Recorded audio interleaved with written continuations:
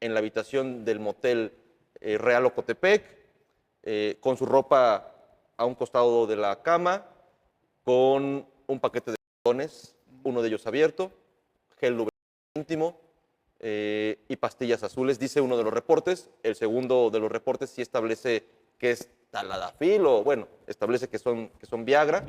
Cuestionarnos como sociedad es eso. ¿Por qué una reacción de esa magnitud cuando desaparece un príncipe de la iglesia y no cuando desaparece un niño? Que esos ocurren, además, prácticamente una decena. Peter, pero ahorita vamos a la semana. Los elementos del hecho. El señor desaparece y es encontrado en una cama de un hospital. No es Simón, pero es una cama de un hospital. A la iglesia tiene que ser la principal interesada en que el asunto se aclare, porque por supuesto que deja muy mal parados a partir incluso hasta de la misma apertura que ha tenido el Papa Francisco para muchos temas. También hay otro actor, el entonces obispo de Guadalajara, Íñiguez, ¿se acuerdan ustedes? Que incluso fue multado por el INE, fue sancionado, porque la iglesia siempre ha sido un factor de decisión en cuanto a los temas electorales. Aquí tuvimos un obispo con mucha lucidez, Luis Reynoso, sí, por supuesto, que emitió el decálogo electoral. Panorama 360. Un análisis desde todos los ángulos.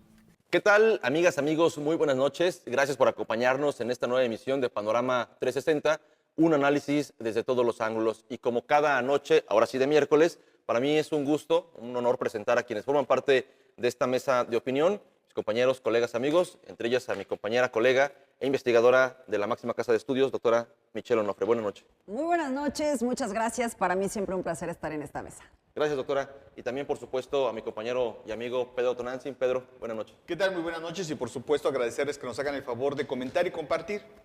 Gracias, Pedro. Y en esta ocasión también, afortunadamente, contamos con la presencia de nuestro colega, el maestro Arturo Aguirre. Maestro, ¿qué tal? Muy buena noche, bienvenido. Muy buena noche, muchas gracias por la invitación. Gracias, maestro.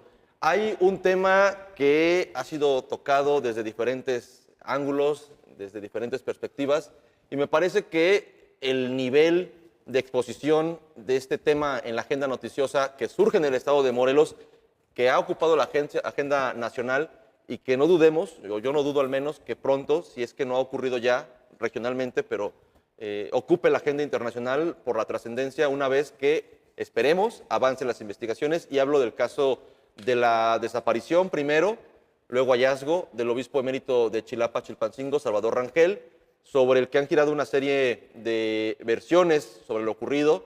Lo que está claro y es un hecho tangible y denunciado es su desaparición en el estado de Morelos. La denuncia por la desaparición interpuesta ante la Fiscalía General del Estado a través de la Fiscalía Especializada en Desaparición de Personas y su posterior hallazgo en una cama del Hospital General de Cuernavaca. Esos son los hechos concretos de los que hay registro, evidencia, y a partir de ahí una serie de filtraciones, de opiniones y pues quizá también de ocultaciones de algunos hechos que ocurrieron en torno a este caso.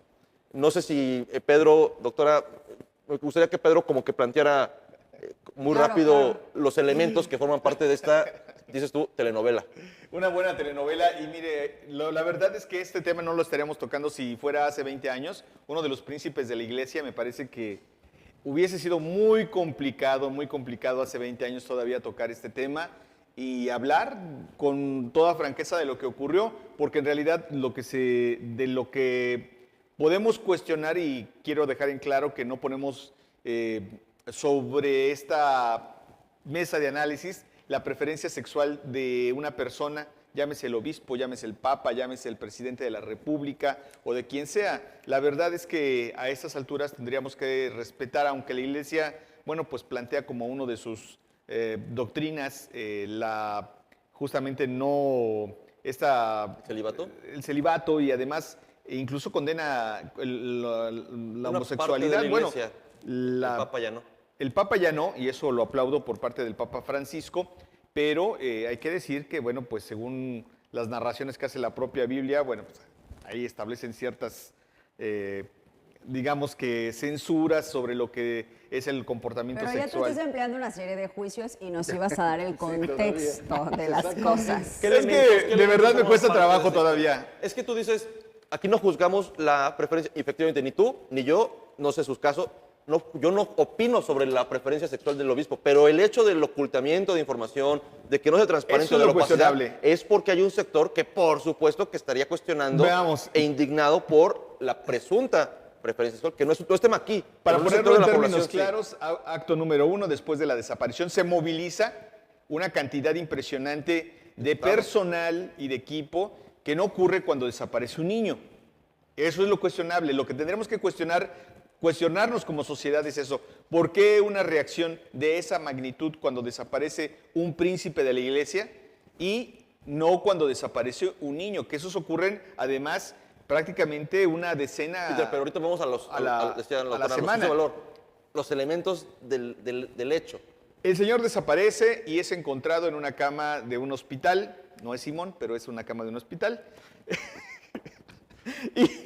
Y lo que hay que decir que desde ese momento ya teníamos varias filtraciones en las que se nos decía, y sobre todo conversaciones de los paramédicos que los habían hallado. No hicimos público porque obviamente no estaba sustentado todavía, no había los indicios suficientes o teníamos las pruebas periodísticas como para presentarlo, en la que se nos decía fundamentalmente que había sido encontrado en un cuarto de hotel, inconsciente y con algunos productos que tenía a la mano, que más bien lo que hacía pensar es que había tenido una noche de relaciones sexuales. Justamente tenía 4 días que le habían celebrado su cumpleaños en la diócesis de Chilpancingo, la había celebrado incluso en Chilapa, y creo que al día siguiente, el domingo, ya lo esperaban amigos y gente de aquí de Morelos para celebrar su cumpleaños en Jutepec. No llegó a esa cita, pero derivado de esa desaparición, el personal cercano a él, amigos cercanos a él, empiezan a reaccionar y solicitan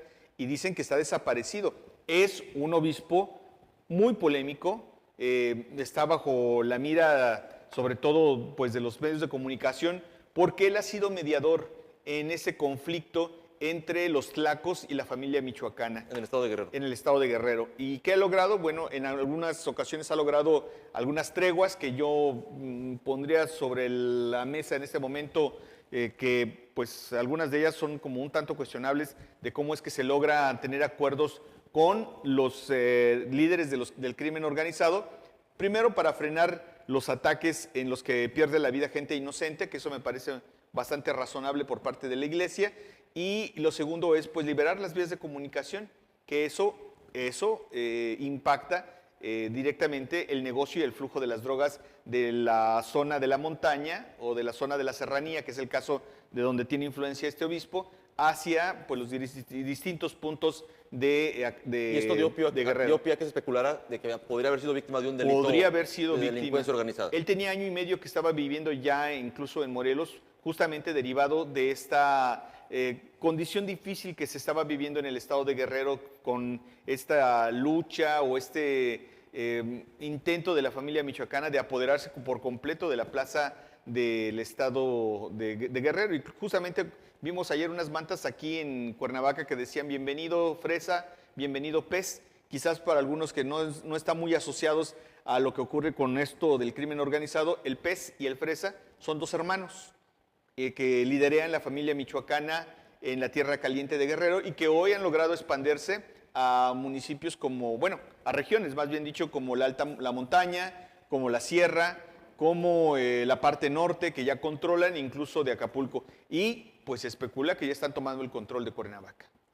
Perdón, gracias Pedro. Agrego a los elementos que ha dado Pedro, de que luego de que se halla el obispo, la gente cercana a él pide su alta voluntaria, luego de que fue visitado por el fiscal sale de este hospital y revela que la principal línea de investigación del caso es el secuestro express del que fue víctima el obispo. El obispo es trasladado por voluntad de sus familiares, de sus cercanos, a un hospital privado en Cuernavaca, un hospital en la colonia Chapultepec, y en ese momento se filtran 2 documentos. Uno, el alta voluntaria, mediante la cual sale el obispo del Hospital General de Cuernavaca, y 2, el documento que es el informe del Servicio Social del Hospital General de Cuernavaca. Y en ambos documentos se dan una serie de elementos que narran por parte de paramédicos las condiciones en las que fue encontrado el obispo. Y estas son: desnudo, en la habitación del motel Real Ocotepec, con su ropa a un costado de la cama con un paquete de condones, uno de ellos abierto, gel lubricante íntimo y pastillas azules, dice uno de los reportes. El segundo de los reportes sí establece que es Tadalafil o, bueno, establece que son Viagra. Y pues esto ya empieza a generar una serie de versiones respecto a que no estaba desaparecido. Efectivamente le roban la camioneta, o por lo menos no la encuentran. Hay un punto, que es la declaración del fiscal, porque dice, es secuestro express derivado de las condiciones de inseguridad que vive el estado de Morelos. Y eso es lo que provoca la aclaración que hace la CES. Al otro día, la candidata de la oposición toma estas declaraciones del fiscal para dar una conferencia de prensa y decir, es que el nivel de inseguridad en Morelos es tal que hasta el obispo emérito sufre la violencia que padecemos en el estado de Morelos. Y al día siguiente, en medio de esa novela, y con esto cierro como los antecedentes, el comisionado estatal de Seguridad Pública, José Antonio Ortiz Guarneros, a pregunta expresa de reporteros, le cuestionan sobre esta versión del secuestro express y José Antonio Ortiz Guarneros dice, los elementos con los que nosotros contamos establecen que el obispo emérito entró voluntariamente al motel, acompañado, no dice de un hombre, dice de una persona del mismo sexo, porque hombre me parece que es, podríamos decir que es a partir de cierta edad. El comisionado dice una persona del mismo sexo por voluntad propia y bueno, esto ya provocó reacciones del obispo, del obispo de Cuernavaca, de los obispos de Guerrero, de la sociedad en general, del propio secretario de gobierno en funciones de gobernador, y la novela sigue. Y hasta el momento el punto es que el obispo, más de una semana después, no ha dicho ministerialmente qué fue lo que le pasó. Déjame separar un poquito como el tema político del de seguridad, ¿no? Hablando de prevención del delito y por supuesto de la procuración de justicia. Creo que uno de los puntos clave que como sociedad nos llama a este tipo de asuntos es justo el que refería Pedro, ¿no? Este amplio despliegue en términos de seguridad, de poder saber en dónde estaba el obispo. Tampoco podemos perder de vista el contexto, ¿no? Que sí es una persona que tuvo mucha polémica hace unos meses a partir de estas declaraciones en donde él decía que pues estaba realizando acuerdos, tregua, ¿no? Cosa que pues no es ajena a la iglesia de pronto en ciertos países en donde puede haber conflictos y que entonces pues entren a hacer como este tipo de mediaciones, ¿no? Pero ya desde ese momento sí se marcaba un problema, una discrepancia respecto al gobierno federal porque prácticamente para el presidente pues no era algo necesario. El contexto de Guerrero, creo que todos lo conocemos. Me parece grave incluso pensar que un obispo no esté en el lugar en donde pues, se supone que está guiando la fe, que es el estado de Guerrero, a partir justamente de temas de seguridad, ¿no? Eso creo que es un tema también que se tiene que poner en la mesa. Ahora, que no está con ya su rebaño, pensando... en la zona, no está con su rebaño en la zona en la que en teoría está operando. Exactamente. Negociando con grupos del crimen Y organizado. ojo, o sea, decir, pero también decir, se acepta que es por un tema de seguridad, creo que también es muy grave, ¿no? Entonces, pasando un poquito al tema político que esto ha implicado. Sí hay un interés, sí tiene que haber un interés. Me parece que la declaración que da Monseñor, pues en un video que se lanza desde el episcopado, ¿no? Y después en la misa, porque es un tema que aborda en su mensaje de la misa del domingo, ante sus feligreses, pues entonces, otra vez, no es un asunto que todos tenemos que ignorar, no, por supuesto que no por todo el despliegue que representó, por el uso de la fuerza policial, de peritos, de todos los que estuvieron trabajando. Entonces, del propio fiscal, ¿no? Acudiendo. Claro, y sí nos interesa saber exactamente qué fue lo que ocurrió. Ahora, me parece gravísimo que tengamos otra vez dos versiones, porque esto tampoco ya no nos es ajeno, ya lo vimos en el caso de la joven Ariana Fernanda, ¿no? Precisamente en donde hay una versión por parte de la Fiscalía de Morelos, una versión por parte de la Fiscalía del Estado de la Ciudad de México. Y entonces, pues, tenemos que preguntarnos como ciudadanía en quién podemos confiar, porque pues no pueden ser versiones tan encontradas entre uno y otro, ¿no?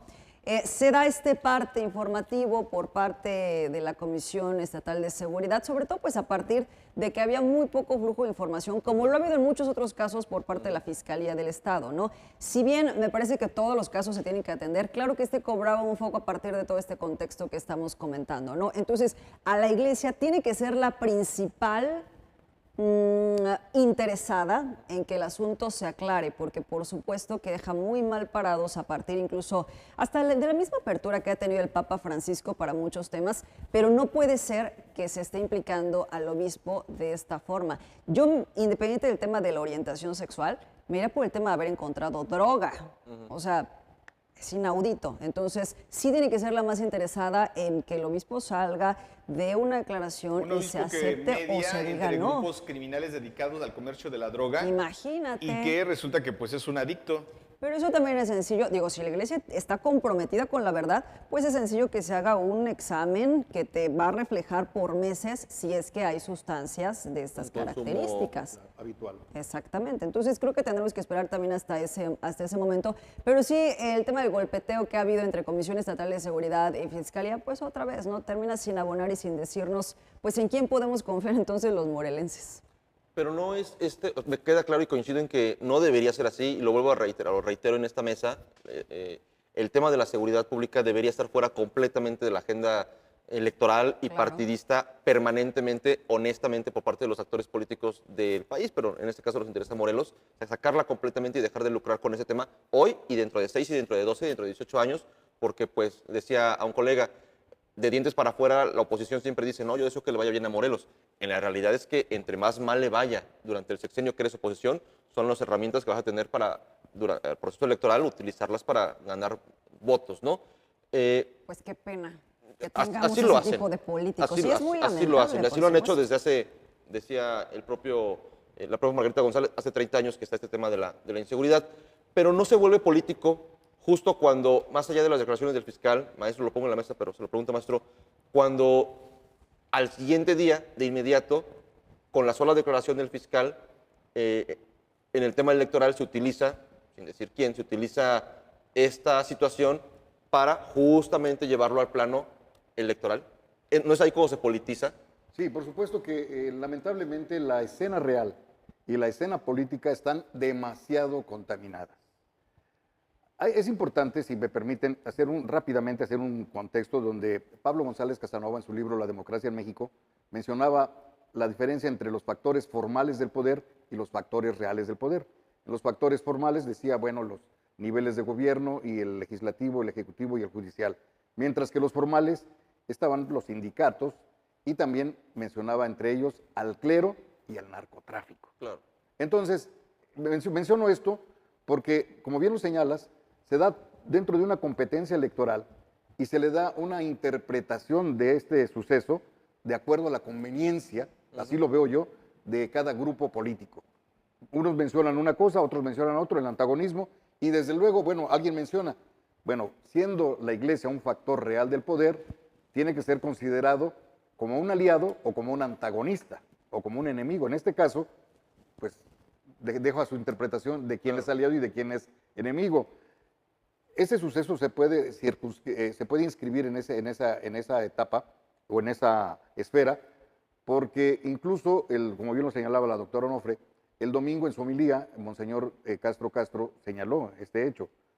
Y luego, al día de ayer, martes, convoca a un evento en una firma por la paz por las candidatas a la gubernatura del Estado.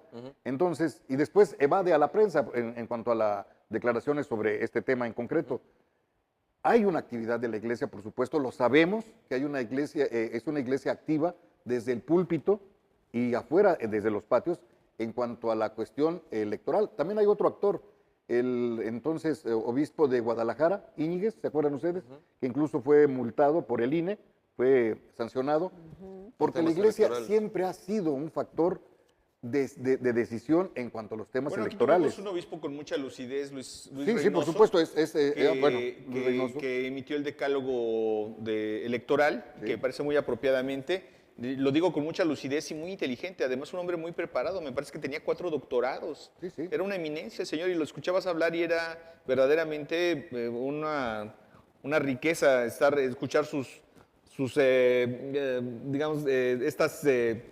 cuando discernía algo, cuando trataba de explicar algo sobre los temas electorales y sobre la violencia, era muy bueno. Y hay que recordar, Pedro, cuando tú mencionabas hace rato de esta participación del obispo emérito de Chilpancingo, el señor Salvador Rangel, hay que recordar que Monseñor Sergio Méndez Arceo también fue un mediador en los 70s, en aquellas situaciones de la Liga 23 de septiembre, y grupos armados y grupos ideológicos.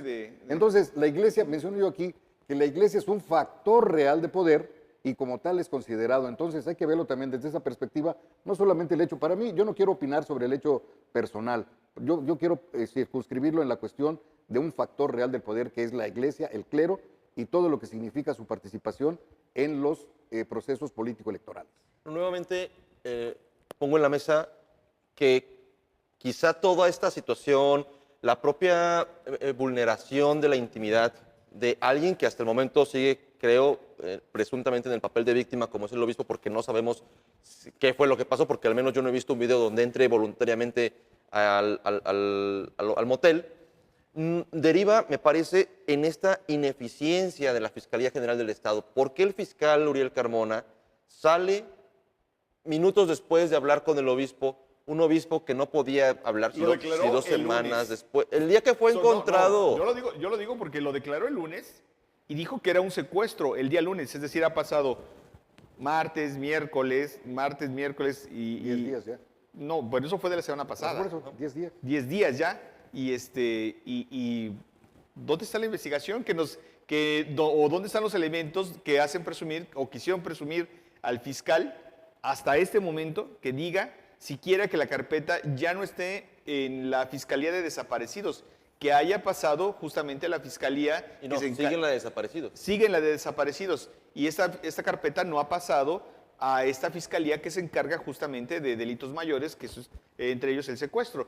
Sigue ahí, o sea, no tiene elementos. Sabes que pues no ha sido integrada, pues es un tema, por supuesto, de evidencia que pues no ha resultado tan eficiente en la misma fiscalía, ¿no? Lo que dice el obispo Ramón Castro es que otra, me parece, irregularidad. ¿Qué papel jurídico tiene el obispo Ramón Castro dentro de la investigación, más allá de un aliado moral? El obispo Ramón Castro declaró que su amigo el fiscal, no lo dijo así, el amigo se lo pongo yo, que su amigo el fiscal le dijo que hay videos que muestran que se trató de un secuestro exprés. Si el secuestro exprés es un delito que se persigue de oficio y que deriva de la denuncia de la desaparición de persona y el fiscal tiene elementos, o la fiscalía, como videos, ¿por qué no se han integrado a la carpeta y en consecuencia, por lo menos 8 días después, porque la declaración del fiscal que revela que permanece la carpeta en el área de desaparición de personas, no ha ocurrido? Para mí fue una irresponsabilidad nuevamente de Uriel Carmona el salir y decir o al atribuir un delito cuando yo no sé si tenía los elementos, cuando ya había quizá 2 fichas o estaban por elaborarse con la información en torno a cómo fue hallado. Digo, si el fiscal entra al Hospital General del Estado y con esta actitud de yo soy el que mando y el que organiza la investigación, sin problema me parece que puede llegar al área de servicio social o llegar al área de recepción de urgencias y preguntar en qué condiciones y con qué lo encontraron, aunque no tenga facultades, no sé si las tenga como fiscal, de preguntar qué elementos tienes. Claro, pero es que ya desde el principio se estaba politizando, ¿no? A partir incluso pues de los pronunciamientos de la inseguridad que vive el Estado y demás, o sea, eso ya está inherente. Y tampoco podemos perder de vista pues quiénes son las personas que hacen los primeros pronunciamientos, ¿no? O sea, Xochitl Gálvez, que pues también hay que decirlo, es la única que se ha reunido con Monseñor Ramón Castro, que también postearon ahí una fotografía. Yo no he visto otra reunión ni con Maynes ni con Claudia Sheinbaum en toda la cantidad de visitas que ha tenido. No la ha gestionado, yo creo, doctor. Probablemente. Y Lucy Mesa, que también inició su campaña acudiendo a misa, ¿no? Coincidencias de la contienda electoral, doctora. No, más bien, yo no diría una coincidencia, yo digo que más bien un perfil o algo que nos describe justamente de qué estamos hablando. Cuando el presidente y la propia candidata dicen que se tratan de partidos conservadores, bueno, pues ahí está, ¿no?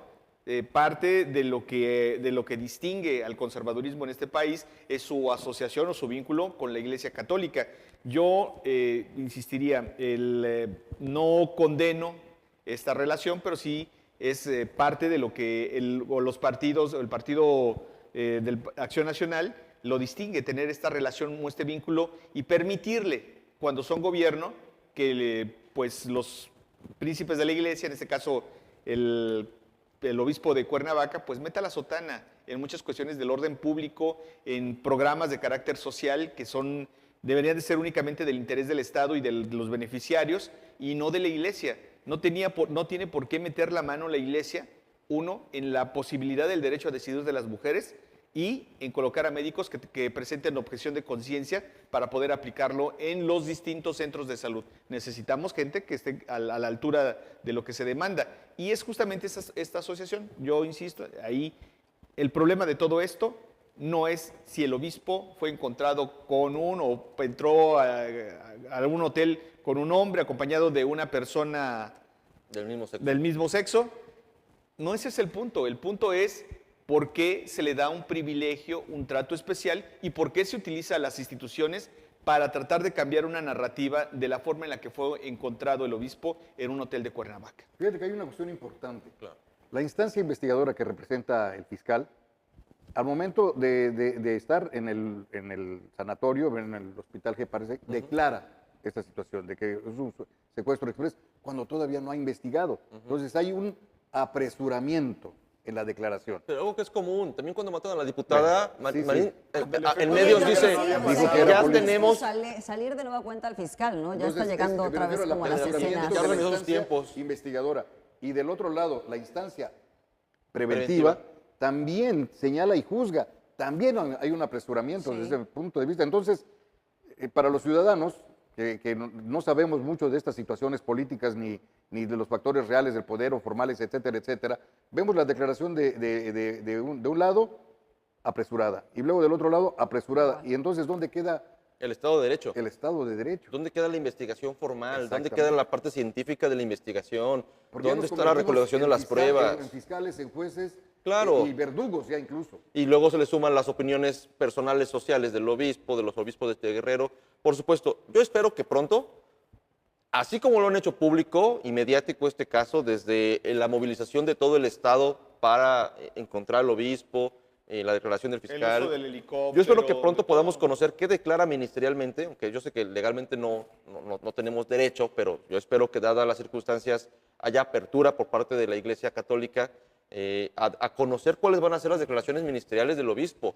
No creo porque en el discurso de Monseñor dice, O y serán las Castro. instancias religiosas las que en su momento pues tomen cartas en el asunto. Entonces yo no creo que tampoco se estén abriendo mucho a la Es conversación. que por un lado pareciera que quisieran darle carpetazo, Y yo creo pero que por el otro nunca- siguen pegándole al panal.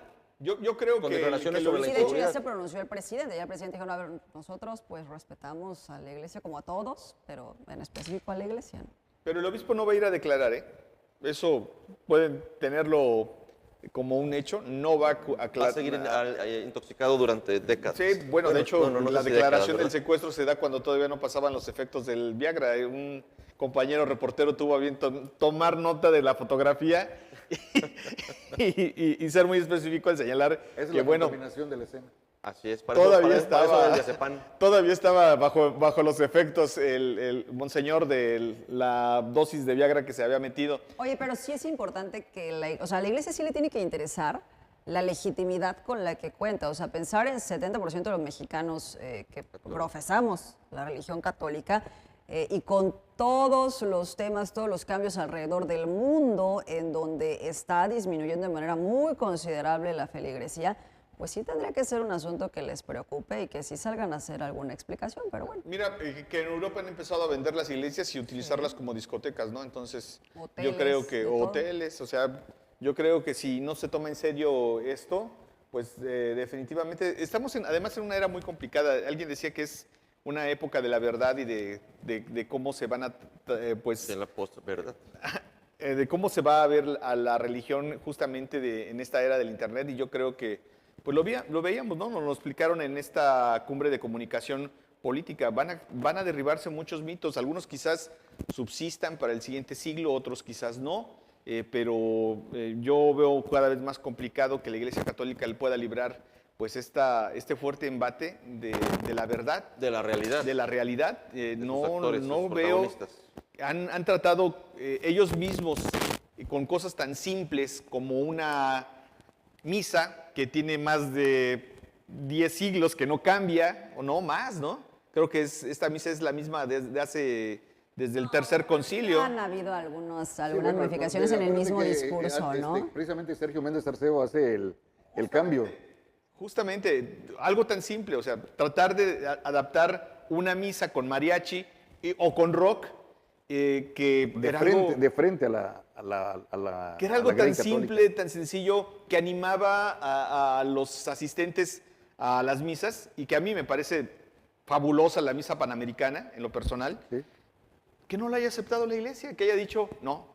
Incluso que tengamos un ejemplo de la única misa que todavía se sigue pues dando en latín aquí en Atatlaucan, pues habla de una iglesia que se resiste al cambio.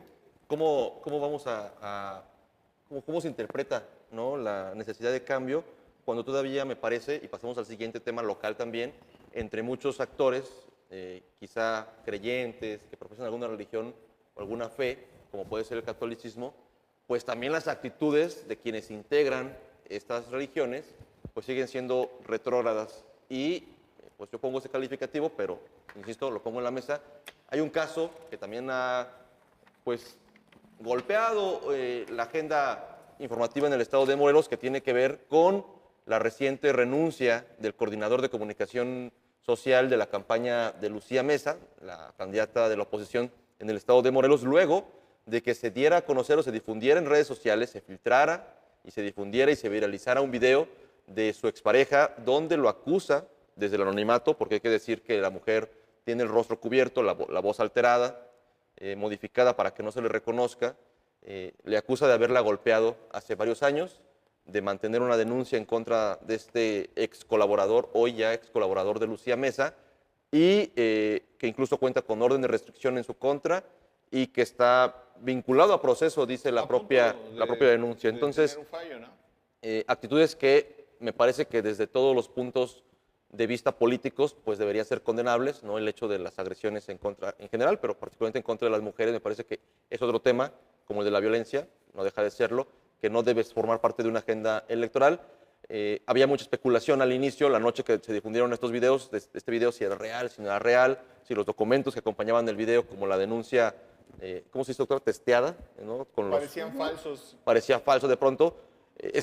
Tema de datos personales. Se esperaba una reacción inmediata por parte del colaborador, de la propia candidata, y esto ocurre hasta el día siguiente, cuando el ex coordinador de comunicación social de la campaña de Lucía Mesa anuncia su renuncia, se separa del cargo, aparentemente voluntariamente, y Lucía Mesa confirma que le presentó la renuncia.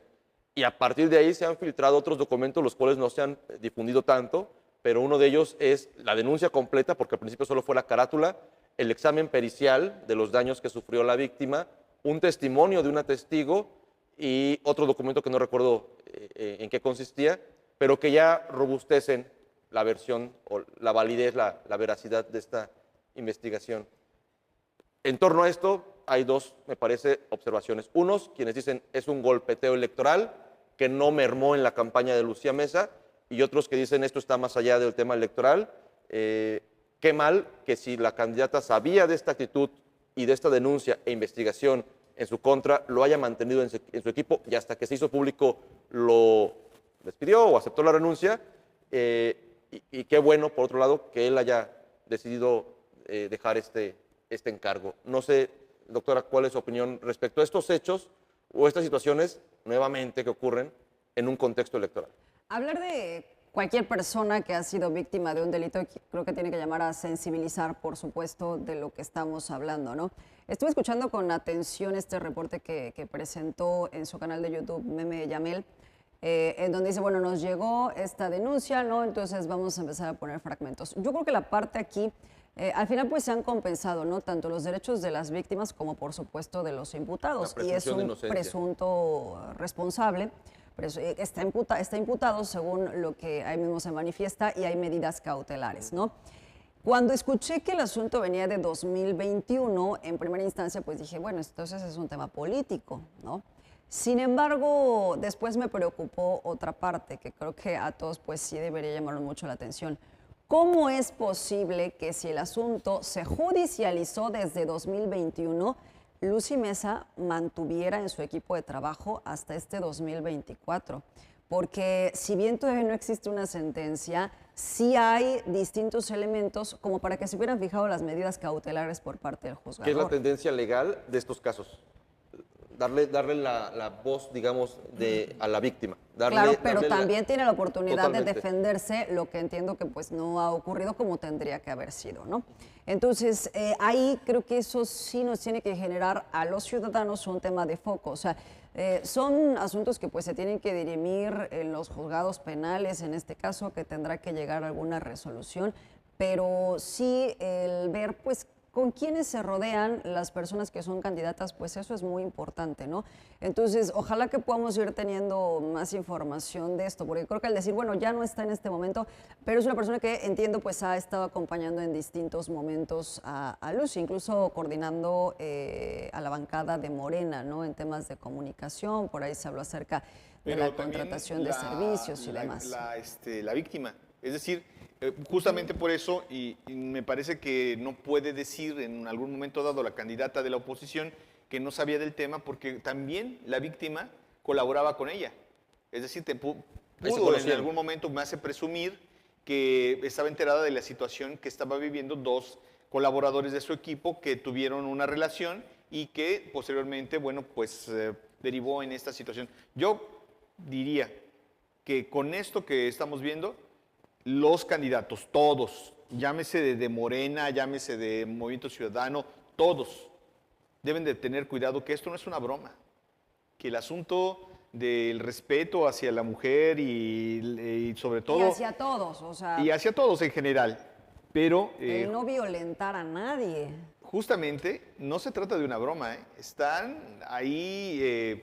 los antecedentes. Que el pasado te alcanza, ¿no? Tarde que temprano. Y deben de entender que no se queda allá. No pueden rodearse de este tipo de personas.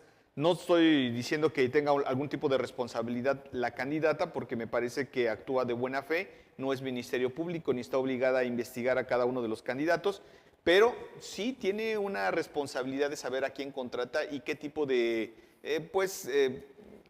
postura o comportamiento tiene frente a la presencia de mujeres o a la presencia de hombres, que no sea discriminador, que no sea grosero. Creo que en eso sí tiene una responsabilidad de ver o de saber de qué gente se está llegando, porque lo que aspiraban en esta candidatura pues es a tomar el poder y en consecuencia a ser responsables de las instituciones que queden a su cargo. Y eso es lo que hace complicado o hace presumir que podría tratarse de un hombre que justamente, pues un violentador, que pudo haber tomado un cargo público, o ya lo tenía, ¿no? Cuando fue senadora. Justo eso, en torno a este caso, hay opiniones que dicen, oye, pero es que es la vida privada. ¿En qué momento este hecho privado, delito al final de cuentas, si es que ocurrió, ¿no? Agredir o golpear a una mujer, bajo cualquier circunstancia me parece, pues es un delito, no me parece, es un delito. ¿Cómo explicarían o cómo explicarle a este sector que sigue diciendo, no, es que eso queda en ánimo personal, no tendría por qué interferir ni en la campaña, ni en la ruta? Le exige la ley de 3 de 3, se lo exige a los candidatos. Pero en ese caso no es candidato. O sea, ¿en qué momento un colaborador pasa a ser un tema público, incluso de análisis, como en una mesa como esta? En consecuencia, cualquier persona que aspire, que tenga o que se desempeñe en el ámbito público, a mí me parece que esto que decía, incluso escuchábamos los comentarios que hacíamos en otra mesa de análisis de Maciel Calvo, que sabe del tema, decía, es que no se trata de una figura pública. Y yo diría que sí, y tan pública es, que me estoy atreviendo a contradecirla aquí en esta mesa, que tan pública es que me va a ir mal, que los efectos que tuvo justamente obedecen a que es una persona pública. Es decir, si efectivamente Alberto Millán, a quien conocemos pues desde hace mucho tiempo, porque es nuestro compañero periodista, eso no se lo podemos negar, sí. Y no podemos negar ese reconocimiento. También es claro que se trata de una persona que está desempeñando una actividad pública y que tiene un impacto en la vida política de este Estado. Así que yo insisto, me parece que es momento que se tome todo esto en serio, que no es una broma esta ley de 3 de 3, que no es solamente un requisito de, vamos a dejarlo pasar, o sea, tú cumple con tus requisitos documentales, tú di que no pasó nada y hasta ahí va a quedar. De residencia. No, Okay. Esto tiene consecuencias y es porque la propia sociedad lo está exigiendo, no es porque los políticos estén comprometidos o no con el tema. La sociedad ha salido a marchar y han llenado las calles de este país reclamando justicia para las que han sido agredidas, justicia para las mujeres que han sido acosadas, justicia para aquellas que desaparecen todos los días. Y me parece que no se puede tolerar que dentro del mismo poder pues no haya personas que sean congruentes con esto que se está reclamando en las calles. Maestro, ¿cuál es su opinión sobre este tema? Bueno, indudablemente que es condenable toda la violencia de género, por supuesto, pero hay una cuestión importante que a mí me llama la atención porque dentro de lo que establece la señorita que fue violentada, bueno, menciona dentro de todos sus párrafos el nombre de una candidata. Cuando sea gobernadora, entonces vas a ver. Entonces, desafortunadamente, lo que es una cuestión privada, pues ya toma un cariz público, desafortunadamente, y estando en pleno proceso electoral. Entonces, esto llama la atención de dos formas. Una, de la forma legal y también la forma morbosa de decir, bueno, es que, ¿qué es lo que se hace con el poder? Precisamente porque son de las cuestiones importantes de que, como lo señala Pedro y también lo señala la doctora, todos somos ciudadanos, pero cuando estamos investidos de poder, ¿cómo actuamos con ese poder público o temporal? Eso es algo muy importante porque la denuncia que hace la señorita, pues tiene que ver precisamente de que es violentada porque, pues desafortunadamente nuestro conocido Alberto Millán, pues hace estos señalamientos de que en un futuro, pues ella no tendrá voz ni voto. Claro, y es desafortunado eso. Y es la violencia, más allá de la violencia física, también la violencia psicológica, desafortunadamente. Esto es algo desafortunado para nuestro conocido Alberto Millán. Para cerrar el tema, ¿es un golpe? ¿Significa algo en los números en la campaña? ¿Es un golpe para la campaña de Luz y Mesa esto? Pues yo creo que sí te detalla, porque sí es muy importante que sepamos de quiénes se rodean, con quiénes van a gobernar, ¿no? Hacia dónde tenemos que ir. ¿Pero electoralmente incide? Pues mira, yo estaba viendo que está posteando la candidata Lucy Mesa. Como si nada. No, vi que está publicándose mucho en las redes sociales la encuesta donde dice, cada día estamos más cerca de la victoria. 41.9% Lucía Mesa, 38.7% Margarita González. Pero cuando esta encuesta vemos que pues es de Massive Caller, entonces a mí eso me da una percepción de que pues no está tan cerca entonces de la candidata Margarita González Arana. Le está apostando al tema de la percepción. Le está apostando a una empresa que está súper desacreditada a nivel nacional. Nadie le cree a Massive Caller que, o sea... Es la que más ha fallado en los resultados. Y es la que ahorita está poniendo a Xochitl Gálvez ya a la par de Lucy Mesa. Digo, de Claudia Sheinbaum. ¿Es un golpe esto? Temas como estos representan golpes en la contienda para la campaña, en este caso de Lucy Mesa? Yo coincido que te deja mal parado, es decir, tal vez muchos pudieran pensar es que no está obligada a conocer a detalle la vida de sus colaboradores, pero yo creo que sí, si aspiras a ser gobernador de este estado, necesitas saber todo, absolutamente todo. Y creo que para eso, justamente, pues tienes que buscar los mecanismos de saber qué gente te rodea, quiénes son tus asistentes, quiénes colaboran contigo. Yo creo que no podemos permitir que alguien nos diga, cuando está en el ejercicio de gobierno, es que yo no sabía, es que yo no estaba enterado. Eso... Es que como haces un discurso que vaya en contra de la violencia a las mujeres. Eso también es omisión y eso también se castiga en la ley. Ya como poder, la omisión es condenable, es un delito. Maestro, en este caso o en general, golpes así, exhibiciones así, revelaciones de ese tipo, significan golpes que puedan... Desde mi punto de vista, sí. Sí, porque cuando se hablaba en las reuniones, sobre todo no masivas, sino más bien privadas, siempre estaba presente Alberto Millán con la candidata, indudablemente.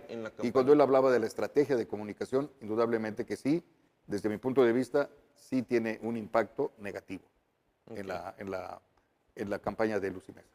Muchas gracias, maestro. Pues como siempre se acaba el tiempo, uno quisiera estar aquí platicando y más cuando hay café de por medio, ¿no? Claro. A veces no hay, a veces sí hay. No nos tocó. No nos tocó, pero un comentario final, si les parece, sobre estos dos casos que al final me parecieran o me parece que son similares, ¿no? Pasan del ámbito de la esfera privada, que una persona, seas el cargo que tengas dentro de tu religión, decidas ir a pasarla bien sin cometer ningún delito una noche y de pronto esto pasa al escenario público, ¿no? Y otro caso donde un hecho de hace varios años sale a la luz pública, sale a la luz, sin ser redundante, y entonces deriva en que salgas de una campaña, de un lugar estratégico que tienes. Me parece que habla justo de lo que decía Pedro, los tiempos modernos. Un comentario final para cerrar estos temas o la mesa de hoy. Sí, toda decisión tiene un hecho y un hecho tiene consecuencias. Todas nuestras decisiones tienen consecuencias. Tarde que temprano. Así es. Yo apuntaría, me voy a salir un poquito porque tengo que hablar de las encuestas. Es que de verdad no puede ser que al final tengamos es percepción. tantas mentiras en las encuestas, ¿no? Ya en el 2012 había pasado con el Gabinete de Comunicación Estratégica, que era la encuesta que manejaba Milenio. Tuvo que salir Ciro Gómez Leiva a disculparse y bueno, al paso de los años parece que lo hemos olvidado, pero no. En su momento fue un tema muy escandaloso el que se hablara acerca o se tratara de incidir en la percepción. Creo que ahorita el debate sobre Massive Caller precisamente, ¿no? Con pues un dueño que es un expanista y que entonces pues se han convertido en estos brazos armados de los mismos partidos políticos en donde tratamos de decir que tú estás mucho más arriba en la percepción. No, hay que atender mucho los temas de metodología. Hay que también atender, porque parece que hubo como una mayor percepción de que Xochitl iba bien después del debate. Y aquí lo comentamos, ¿no? Por supuesto, no le fue mal en el segundo debate, a diferencia del primero que le fue exageradamente mal. Pero sí me parece que es indispensable que la gente pues no se deje guiar con tantas encuestas que se están publicando en las redes sociales, porque ya algunas sí son de risa, ¿no? Como sí, el tema de la percepción.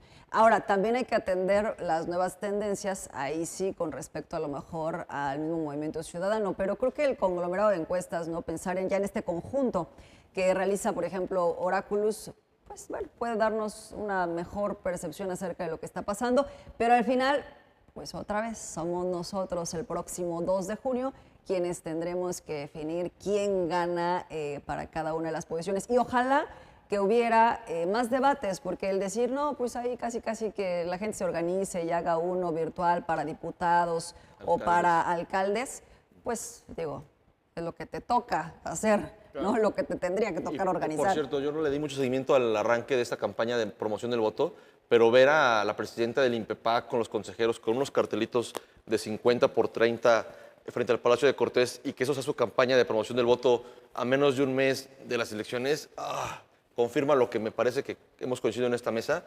Ese es el tamaño del órgano electoral de Morelos. Ese es su tamaño, de 50 por 30 y con agujeritos, por cierto, ¿no? Donde deja pasar cosas. Yo nunca había visto un órgano electoral tan ausente, tan caído como el que encabeza hoy Mireya Gali. Pero bueno, esperemos que esto, insisto, no afecte demasiado, porque por supuesto que va a afectar el proceso electoral, ¿no? Nada más quería comentarlo por el tema de vaya forma de arrancar una campaña de promoción del voto. Y algo que no han querido decir, cuántas quejas tienen y que no han resuelto, ¿eh? No sé si las piensan resolver para la siguiente elección, pero por lo pronto aquí le faltan 20 días para que culmine esta campaña. Ese es un punto muy importante y sería motivo de análisis la próxima ocasión, porque el INPEPAC y el Tribunal Electoral del Estado de Morelos van a tener mucho trabajo y creo que no están preparados. Va a ser un tema de una crisis postelectoral, me parece. Así es. Que lo que no han trabajado en estos meses o años, lo tendrán que trabajar en los conflictos postelectorales. Para la elección, ¿eh? Y hay que recordar que tienen muy poco tiempo para resolver. Además, claro, sí, porque arrancan luego y entran en funciones. Pero yo solamente quiero dejar que en claro que pese a lo que digan que el Reforma es un periódico conservador y no sé qué, vaya trancazo y algo que ha colocado en este prestigio el Reforma justamente es el tema de las encuestas. Y lo que publicó la semana pasada respecto a la forma en la que se está comportando la campaña de Xóchitl Gálvez, colocándola detrás, 1 o 2 puntos de Maynes. En Jalisco, ¿no? Es la específica sobre Jalisco. Habla de que pues las cosas no van muy bien, Entonces, yo diría que ahí eso le prendió los focos de alerta a la campaña de Xóchitl Gálvez, empezó justamente a tratar de revertir toda esta situación que se está dando a conocer, pero no podemos dejar de pensar o dejar de poner sobre la mesa que se trata de un periódico que ha radicado su prestigio justamente en ser el primero en que publicó las encuestas, que tuvo el atrevimiento de decir, yo tengo una encuesta que elaboré, que además está sustentada, tiene toda una metodología que puedo hacer pública y que puedo sustentar científicamente, y se atrevió a publicarlas. Creo que fue un golpe que no se esperaba la candidata de un periódico, de una aliade. De una aliade, claro. Pues muchas gracias por los comentarios en esta mesa, gracias al staff, al equipo de producción que hace posible que esto llegue hasta sus pantallas, hasta sus dispositivos. El tiempo se acaba. Nos vemos aquí el próximo miércoles, ¿no? Creo que otra vez será miércoles la próxima semana, con los comentarios de estos grandes periodistas que integran, digo ella y ellos, esta mesa de Panorama 360, pero sobre todo gracias a ustedes. Y como dijo hace unos minutos la doctora Michelle Onofre, aquí podemos opinar, aquí tratamos de contribuir a generar opinión pública, pero al final de cuentas, y cada vez está más cerca, el 2 de junio es el día en que ustedes, quienes están allá, definirán quién va a administrar, en este caso, tomar las riendas del Estado de Morelos. Muchas gracias por vernos, gracias por sus comentarios, gracias por compartir tanto el programa completo como los clips que el equipo de producción genera, pues para que lleguemos a más lugares. Muchas gracias, nos vemos la próxima semana. Panorama 360. Un análisis desde todos los ángulos.